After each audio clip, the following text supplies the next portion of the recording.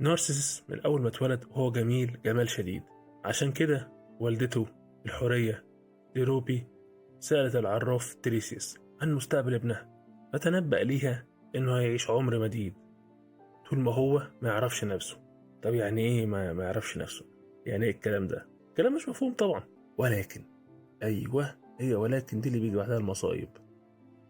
إيكو ما قدرتش تتكلم وتقول إن هي معجبة بيه، ولكن مش دي المشكلة.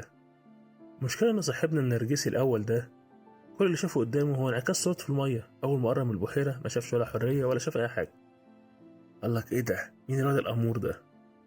عارفين يا جماعة اللي هو الكوميك بتاع أحمد خليل وأستاذ نور الشريف، اللي هو واحد حاطط صورة لنفسه وواحد تاني يبص على نفسه في المراية.